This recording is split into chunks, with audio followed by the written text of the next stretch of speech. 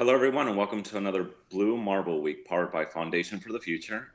My name is Leo Llanos, and I will be introducing our morning speakers today. Blue Marble Week is a nonpartisan conversation about near-term space infrastructure from now through 2035. This monthly event is organized and produced by the Foundation for the Future. The Foundation for the Future is dedicated to the creation of a public-private partnership for space infrastructure development. To support this cause or to sponsor Blue Marble Week, please visit our website at f4f.space. First up, we have one of our co-founders for Foundation for the Future, Lila Gislason. Ms. Gislason is a seasoned marketing executive with an extensive knowledge of change management, design thinking, and brand alignment. She is currently directing marketing and fundraising efforts at the Foundation for the Future, and most recently, she took on an additional role as co-founder. As co-founder, she has hit the ground running, proving herself a key component to the success of the Foundation for the Future. Ms. Gislason previously worked in marketing roles across 500 companies. Ms. Gislason is passionate and helps teams bring out the best through cultural development. Lila, you have the screen. Thank you, Leo, for that very kind introduction. I just wanted to kick off this Blue Marble Week by giving us a little introduction overview of what we are to expect today. It's going to be another action-packed day. Good morning. As Leo mentioned, this is where we discuss near-term, near-Earth space infrastructure development. And that's from now to the year 2035 and from the ground level to the surface of the moon. My name's Lila Gislason. As Leo mentioned, I'm the co-founder here with the Foundation for the Future. A little bit of background on Blue Marble Week. We kicked off this event last December on the anniversary of the day that the Blue Marble photo was taken. I don't know if you can see Michael Lane's screen there, but he's got a flag of that. It's an iconic photograph. It was taken on December 7th, 1972. It was taken by the crew of Apollo 17. They captured the view as they were looking back at Earth as they were moving towards the moon. And it was the very last moon mission, which I think is also, poetic in a sense. The Foundation for the Future's goals are to accelerate the United States' space infrastructure development through education, connection, and urgency, which is why we host Blue Marble Week events every month. And again, as I mentioned, near Earth, near-term infrastructure. What can we do now and in the next 15 years to create space access for everyone? Also, we want to be a credible and essential resource in the space community for individuals, organizations, companies, and doers. We are here to move the needle. We want this to be a place to connect, share ideas, debate, and expand the conversation. This month, our theme is Elevators, Space Edition. Yesterday, we had a very energetic discussion about centripetal elevators, which are space elevators from Earth. Tomorrow, the topic will be gravitational elevators with more of a focus on the moon. We'll also enjoy I'm excited about it, a very exciting panel discussion about the future with futurist Mitchell Zappa, as well as Joel Mosier, who is the chief scientist of the United States Air Force. That's tomorrow at 3:00. So make sure you tune in for that. And today, it's a little bit more of our standard Blue Marble Week fare. We talk a lot about workforce development. Got the International Space University. We'll also be talking about the Space Corporation Act that we at the Foundation for the Future are working through Congress. And also we've got a special announcement, so stay tuned. And also, towards the end of the day, we'll be hosting a workshop for folks working on big things to help them figure out the steps to accomplish those big things. It's called the Numenia process, and that will kick off at 1:00. So again, we've got a phenomenal lineup of speakers, and we plan to have a lot of fun. Feel free to drop comments in the chat, ask questions. We want this to be as interactive as possible.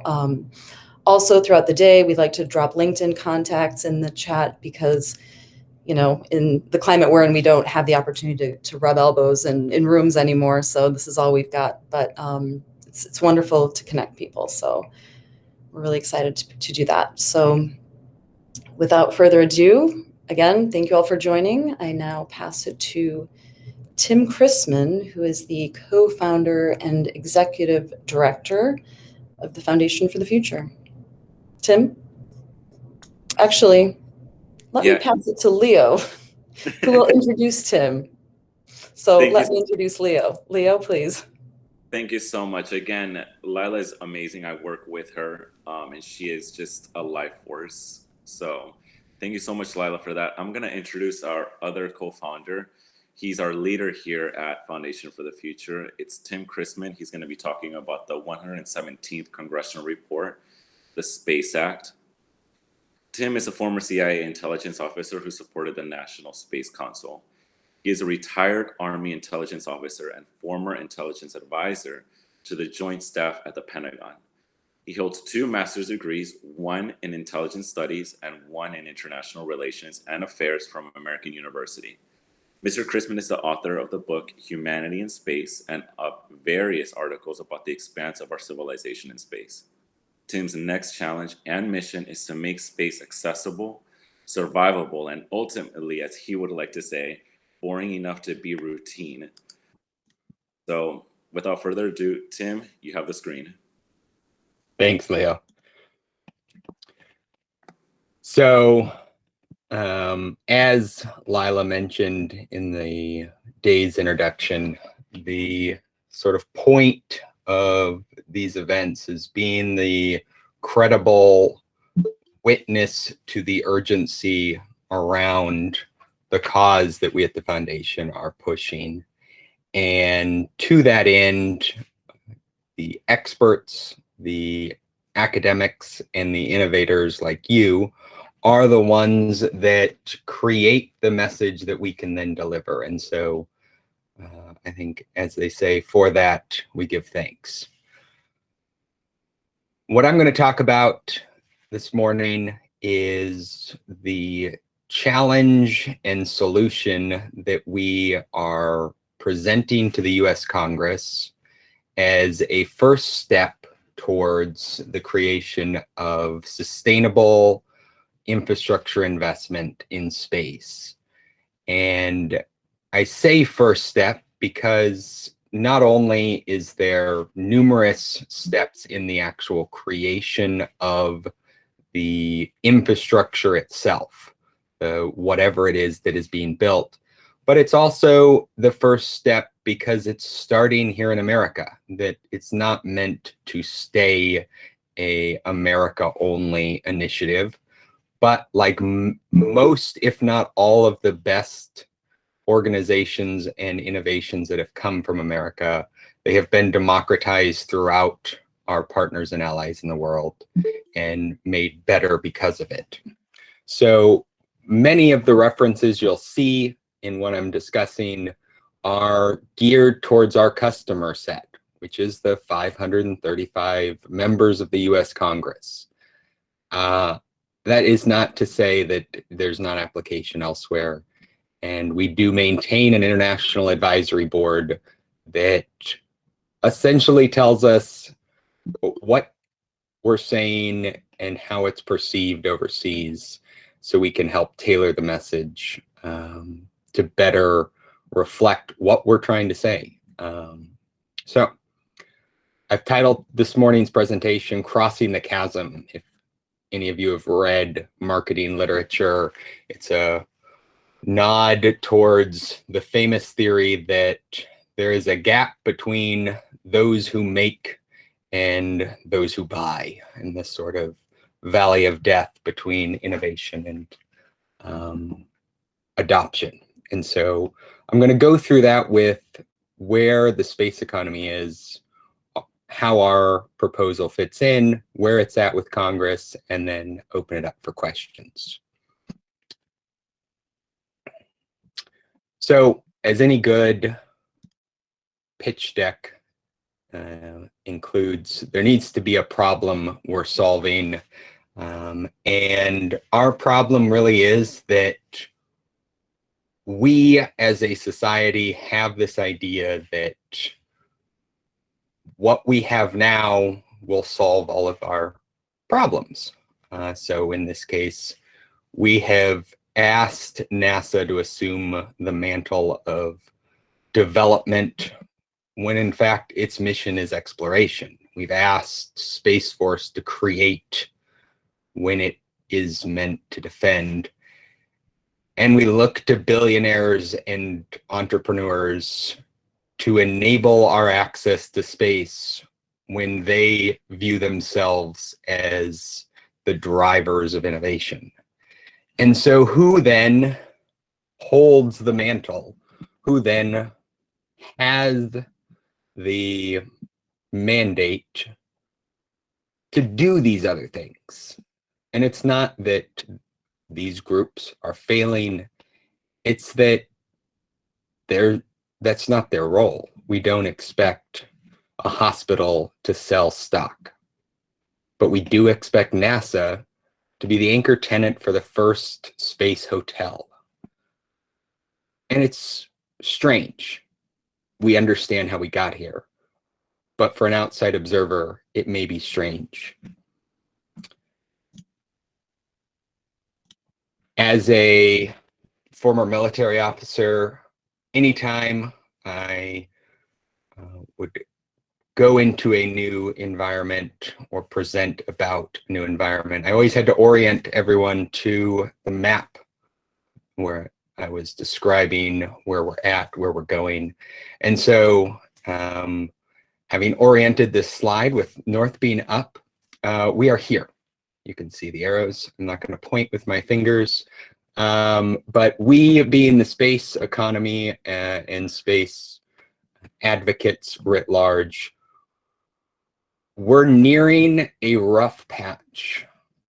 And it's not an inevitable rough patch, but it's a place where psychological literature, marketing research, and others who have gone before us say the difference between the hype and what can be delivered is about to widen to the point where consumers are going to be disappointed. And absent an ability to cross that rapidly, the entire ecosystem will suffer. It may not end, but it will suffer. And much like cell networks in the 80s suffered a similar trough of disillusionment in the early 90s when we realized cell phones the size of shoeboxes was not convenient. And it has only been in the past 15 years that the explosion of utility around cell phones has really taken off. Has that sort of chasm or gap been closed? And so what we're saying and what we're talking about here is that that gap, that trough needs to be planned for. We need to know it's coming and how to cross it the fastest and with the least sort of downtime. So what about the other players? I mentioned NASA, mentioned Space Force in the private sector, and I put up here the congressional mandated vision, mission, and duties of these organizations so that you know I'm not just making this up, and or to re-gauge us on, no kidding, this is really what they're told to do. I personally was surprised at the narrowness of some of these scopes because I am just a large child and assumed NASA was everything space.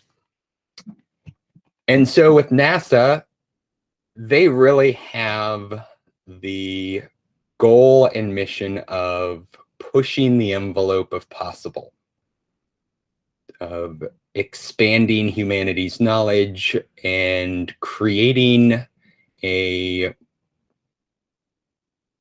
ease around impossible things. The the Perseverance rover landing, I'm not going to lie, didn't watch because I was bored by it. And that was because how many rovers has NASA landed on Mars? They're not going to fail. But on the other side, that was a really hard landing. That was a really technically complicated maneuver they did. I wasn't interested and thought it would be a routine landing, much like every airline flight I've landed on, because NASA's made the impossible look routine. They continue to mention the risk of failure, but in my head, that's just humility. But seeing the backdrop of how NASA rammed the rover into Mars versus the Chinese and UAE's missions there, which are much more deliberate, did drive home to me that I personally take for granted the ease at which we do hard things. And that's NASA's job. And they were good at it. Were, and I'm saying were as in just now. Let's free them to continue to do that, to continue to bore us with how they can do impossible things easily. Space Force is the new shiny, cool space toy, at least for the US government. Netflix series notwithstanding. But their job is essentially to enable the US to use space for commercial reasons and protect US interests in space. In many ways, I could overlay the US Navy's mandate and duties here, and you would see a very close overlap between the duties and responsibilities, just changing the domain. Same with the Air Force. And the point I make here is that on the ground, at sea and in the air, we know what the US military is protecting. In space, it is newer and more ethereal, but we have a vague sense, we in the public, that they're doing something useful. But absent anything to protect, absent a large, robust commercial sector, what is the need to defend? There is an enabling facet for the ground, but as Space Force grows, develops, and matures, they are best supported by a robust space economy. They can't build that, nor should they. I was talking last night with a former lawyer from Harvard Law, and I mentioned the militarization of space offhandedly, and he asked, what is it that you object to about the militarization of space? And I said, I don't object to it at all. We're fancy monkeys going into space on the back of a nuclear missile that's just got a different warhead. So I am not objecting to there being military in space. I'm objecting to the military building our future in space. And so that's why I use Space Force as an example of an organization that needs a partner to create the future. And that's where our proposal comes in. Just as NASA shouldn't be hosting the Hilton Leo edition, and Space Force should not be creating the Railroad to the Stars, our proposal calls for an organization that is narrowly scoped to provide the investment capital and backing for a skeleton of a space economy, the bones and sinew that would hold together and enable the rapid expansion of economic activity and job creation in a space sector that not only takes to the stars, but delivers those results to the ground in a tangible way every single day. So how would we see this happening? How do we propose this being useful? Well, much like infrastructure throughout our lives, if you live in the developed world, infrastructure just is. You don't notice it. It's that boring background stuff that happens without thinking. I grew up in rural Alaska, and so I saw the difference between running water and not, roads and not, power and not. And I can tell you the difference often is a very cold walk to the bathroom in the middle of winter. In space, it will be a similarly cold walk to the bathroom if you don't have good infrastructure. And so our proposed space corporation would make the routine access to, travel from, and living in outer space safe and routine. And it would do that through the creation of space access, space sustainment, and space support architectures that interlink, that connect to the existing intermodal logistics networks, and that push the history of US infrastructure building that dates back to the earliest projects done by the US, the Cumberland Road and the Erie Canal, and that have extended through the present with 5G rollouts and high-speed rail. We should probably not mention high-speed rail because there are countries that actually do that, and we're still trying to figure out how trains can go faster than fast humans. So I guess I shouldn't use rail as an example here. But our proposal seeks to expand space into a real place to work, to buy the risk down to the patient capital investors that fund the majority of the infrastructure we see around us. Something in the order of multi-trillions of dollars is invested in infrastructure with a 10, 20, and 30-year time horizon on those investments. That money is paid by pension funds, hedge funds, and other investors who recognize that their payoff is going to be increased economic activity, a user fee sort of rental model, or in some cases, a desire to make their community better. But ultimately, the people making those decisions are risk adverse. They are not the early adopters, and they are not the sort of people who will throw good money after bad. And so our proposed space corporation would not fund the creation of space infrastructure.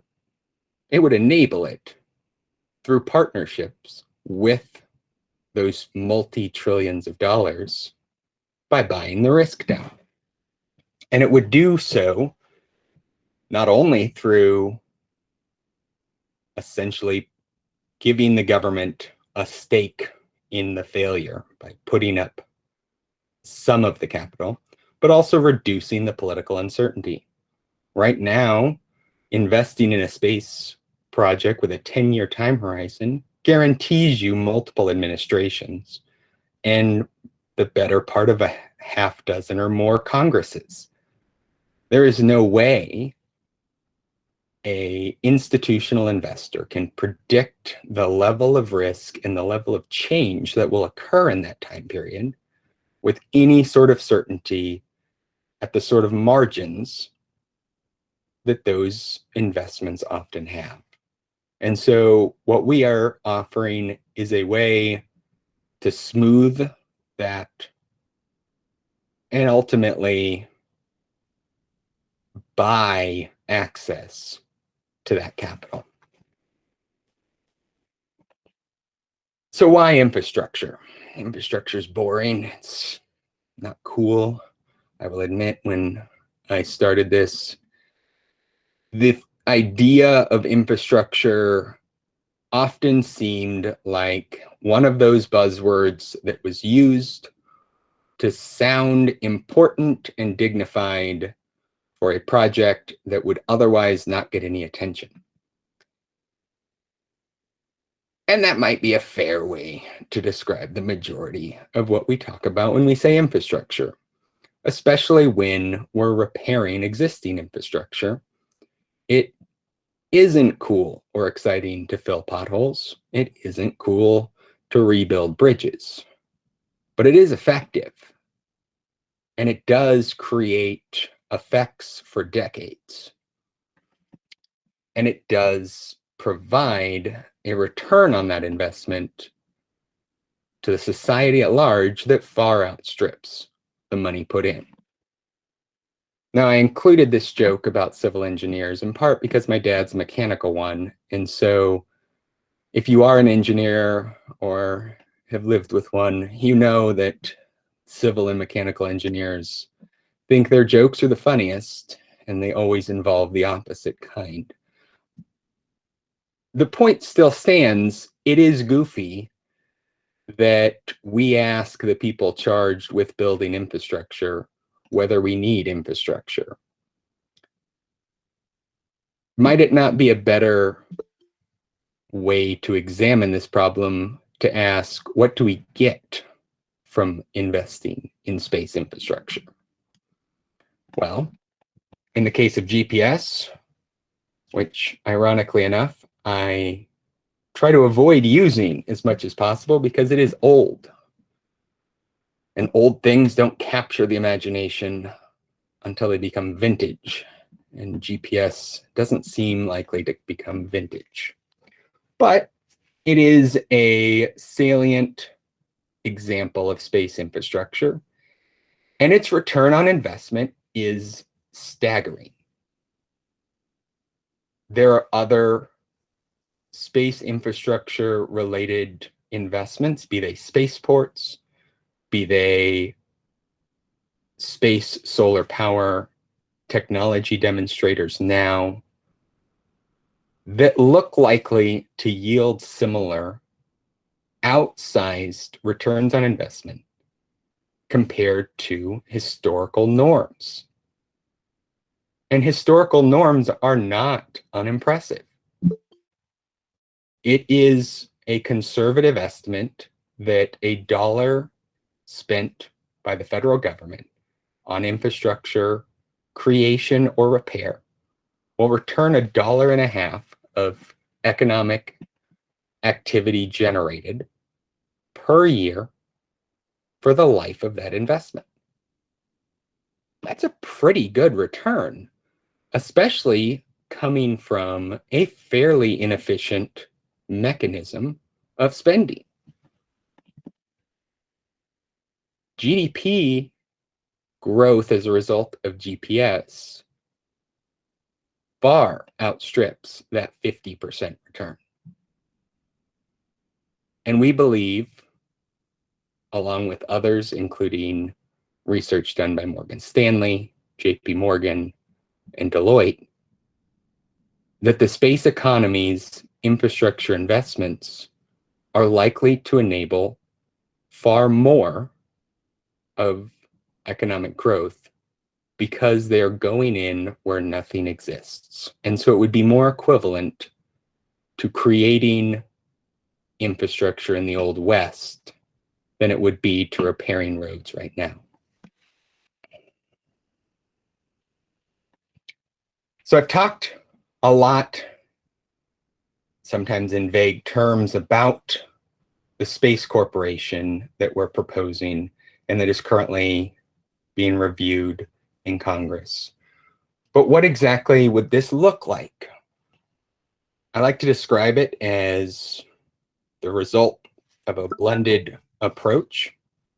It would take elements of the Tennessee Valley Authority created in the Great Depression, namely the mandate to create jobs, to build large, locally supporting infrastructure projects like dams, roads, rail, and an authority to issue bonds backed by the full faith and credit of the US government. Take that, combine it with the hybrid private sector model pioneered by ComSat in the 1960s, which was essentially a 51% owned government corporation. It was listed on the New York Stock Exchange, and anyone could buy stock in it. That organization was charged with creating global telecommunications network using satellite communications, was given the ability and authorization to create, to buy, and to develop at the speed of the private sector, but told, don't come back for more money. Take those two models and add in the currently operating system used by In-Q-Tel, the US intelligence community's venture capital arm.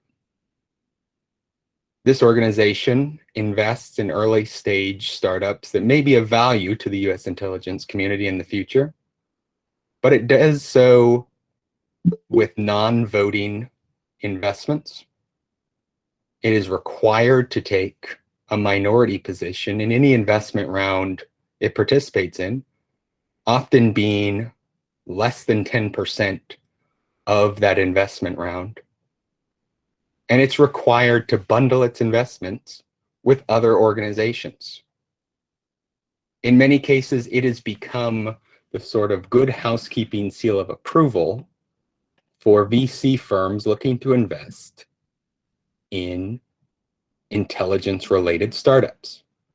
And so because of that, a small investment from In-Q-Tel ends up resulting in an outsized impact on the companies they invest in. So you take these three models, the bond authority requirement for job creation and local impact, the private sector drive and pace, and the ability to make investments without crowding out other sources of capital through an innovative investment structure. And you have our Space Corporation, which is meant to serve as this sort of linchpin belly button for the planning and financing of this basic infrastructure to, from, and through space. But what would it invest in? We've lumped this into three categories as a way to sort of catch everything. And the idea is generally to bin something in one of these access, sustainment, or support categories, and then allocate the money that would be invested based on the priorities of, would this create the most number of jobs and the largest economic impact over the 10 to 15 year horizon of said investment? And based on those criteria is how the allocation of money is meant to be done. I'm going to go through some explanations of these different categories and sample investments based on early modeling. This assumes that the Space Corporation not only is created by the US Congress, but also capitalized with a minimum of several $1 billion to begin its investment activity. The capitalization numbers are neither required nor actually even necessary, quite probably, because of how the current bill is structured and its ability to issue bonds there is a better than even chance that it may need a even smaller appropriations from the US Congress than even some of the most optimistic projections we've made. So diving first into space access and the sorts of investments we're talking about here. So space access is that to, from, and through space. The ability to get there, bring stuff back, travel around, and know where you're at, which is why we've included on here the sort of out-of-orbit navigation and timing systems that the XNAV system that was tested on the ISS a few years back. It also includes adapting models currently used by airlines right now, where essentially the government pays a rental fee to airline providers to be able to use their airplanes on demand in the case of an emergency. It is a way that airlines have generated essentially free revenue for the majority of the life of this program. And the US government always has that emergency backup system available in the case of crisis. The next category is the sustainment, or how to keep us alive there and create this sort of environment where it truly is plug, pay, and play, where just like any subdivision or development here on the ground, you can show up with an idea, some money, and set up shop. Can't do that in space right now, but it's a relatively straightforward process to start creating the ecosystem that would allow that. Whether that's anchor tenancy in commercial stations, a manufacturing hub that has exclusive contracts initially with Space Force or NASA or other anchor tenants, or the creation of strategic fuel reserves, which would generate the capacity and drive the costs down of other manufacturing and support requirements on orbit. These are the sorts of investments that would be done early, create the industrial base in space that then becomes self-sustaining. And the final category is the support. Every good plan needs a catch-all section where you can do the hand wave and say, everything else goes here. That's just how this category started. I'll gladly admit that. But ultimately, what this category is meant for is bringing the benefits to those of us still on the ground in a very tangible way. So there is a need for, whether it's materials, manufacturing, or product development here on the ground, to enable a space economy and a space industry. That has to be built out here, whether it's advanced material science, like the graphene foundries we heard about yesterday from Adrian Nixon, or it is those things that are created in space to deliver benefits here. GPS is an example of that right now. Satellite communications is another. They have ancillary benefits to customers in orbit, but they're pointed down. Space solar power would be a key in-orbit space infrastructure tool that would enable a wide range of in-space activities. also eliminates the crisis we just had in Texas. Those are the sorts of support investments that not only enable a space economy, but can animate decision makers here who see the need that is difficult to meet other ways. So what comes next? Got a cool plan, got some great logos, got some hand-wavy categories to throw money at. How do we make this happen? Well, we're in the middle of advocacy part 1. I'll go through it and what comes after it, timeline of what Space Corporation would do. And then the most important part of this, why are you here? How can you help make it real if it's something you think is as cool as we do? So we are here. I didn't put a little arrow saying we are here. I apologize for that. I will discipline myself appropriately. But we're here in the first phase of our advocacy effort, which is creating the Space Corporation. We have educational events for members of Congress and their staff. The first one happened about a week and a half ago. Over 100 attendees from 8 congressional offices and 7 executive agencies.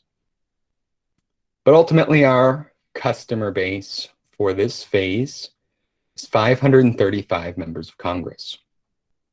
We are competing with the other 14,000 congressional bills that will be introduced this session of Congress. Granted, some of those are for naming post offices. Some of them are obvious messaging tools. But they all compete for the time and attention of those 535 customers of ours. And so what we have had to do is adapt to the environment we're in, which is a lot of money going out the door of Congress in a relatively short amount of time. With the COVID vaccine ramp up and now distribution, the economic effects of shutting down, and the lingering partisan aftertaste of the last election, we're in a situation where everything needs to be thought about, and spending more money needs to be connected to the current crisis. And so what we then offer our customers is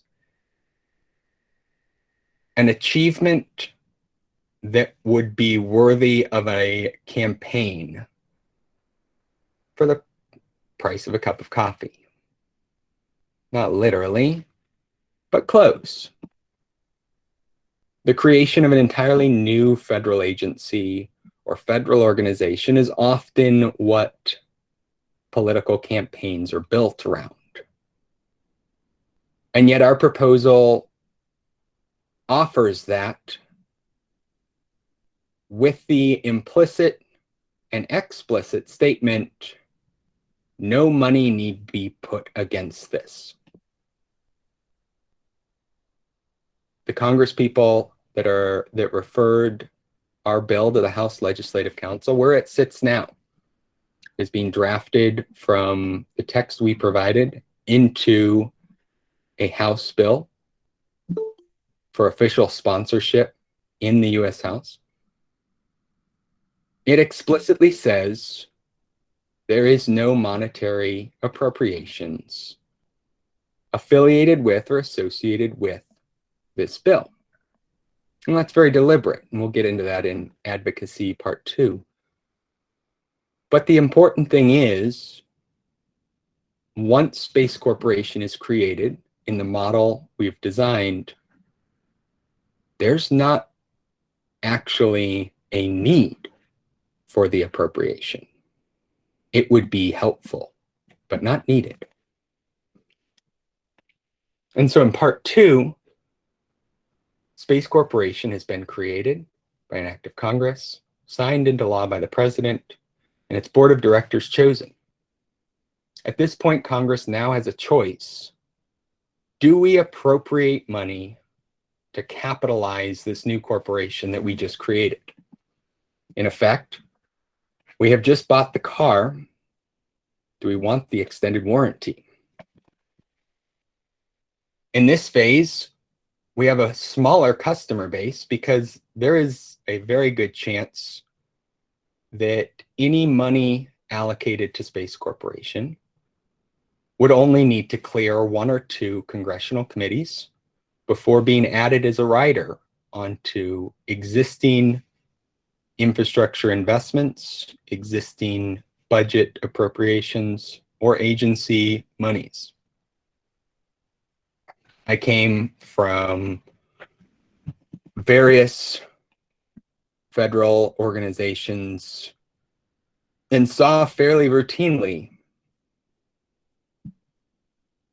everybody's money ended up riding on the Department of Defense's budget. It wasn't that it was related, it was that nobody wanted to vote down giving money to the troops. And so Department of Agriculture salary appropriations money often rode alongside Department of Defense research and development money for the simple reason that it was easier to get it through. And that was done because there was a need for both. And it was done through essentially adding an extra page on the back of the congressional bill appropriating defense money. And that's why our customer set and the competition in this phase are smaller and not as well known. We do know the environment we'll be going into in this phase, and that is one where member-driven appropriations will be back in play, the sort of earmarks of old where local projects will be authorized and essentially as horse trading. This never stopped, just moved from Congress to the executive branch, and now it's returning to Congress. We will see a fatigue around large bill negotiations after a minimum of 1 large stimulus bill between now and then.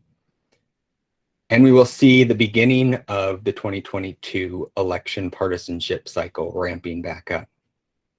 And so our value proposition will then be, you can get a subscription or you can pay once and we'll deliver you the jobs, the security, and the innovation that you need to tout in your district.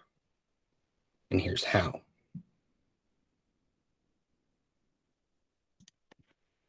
So following that phase, likely later this year, Space Corporation will now be stood up, will now be capitalized.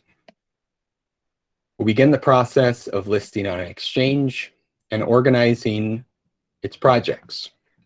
What you see here is the next essentially presidential election cycle plus of what we are laying the groundwork to be done.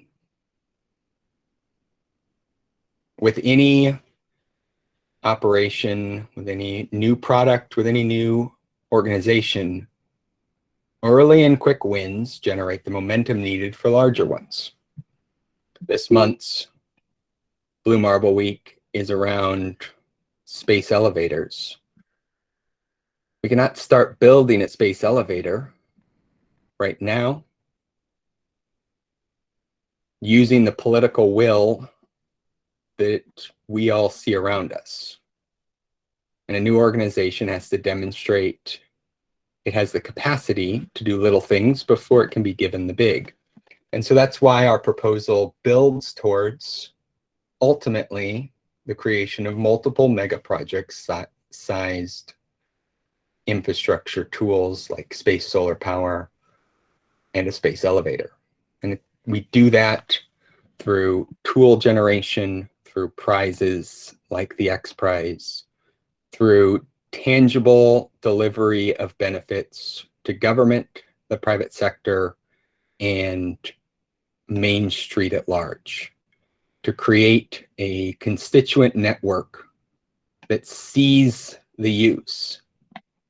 And when time comes for change being needed or taking risks, there is a level of institutional and societal trust that it can be done, and that a failure or two, or as I think Elon Musk puts it, a unexpected disassembly occurs on one of the projects. So how can you help?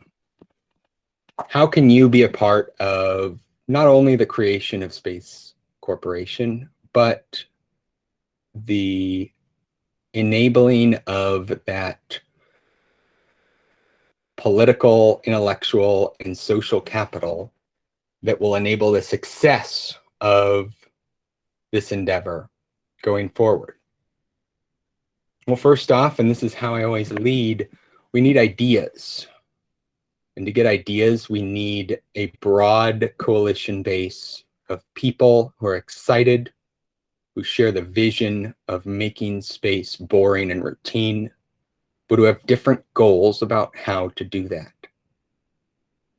From those ideas, from that coalition, and from those overlapping interests, that the best we can offer comes alive. The second is we need support talking to our 535 customers. I can go to each one of them and talk to them. They will be very polite and they will nod their heads. It's suddenly a different story when I take a signed letter from one of their constituents and say, I'm here on behalf of insert name here. They are interested in space infrastructure and jobs in your district or state, and like our Space Corporation proposal. Your move. Do you want to listen to what your constituents have to say or not? It's your choice at this point. The final piece is we, like many others, don't do this for free, and we can't do it alone. Money is needed because the vast majority of us working this are doing it full time. And so it's a shameless request to support us living while we drive this train forward. It's also a request to help us lay this groundwork, whether it's commissioning research studies, beginning a workforce development pipeline, offering scholarships, and more. We can't do that without financial support from viewers like you. And you'll hear throughout the day how you can offer that support. And I hope you'll consider it, because much as our ideas are the amalgamation of the best we could find, our coalition is those willing to support.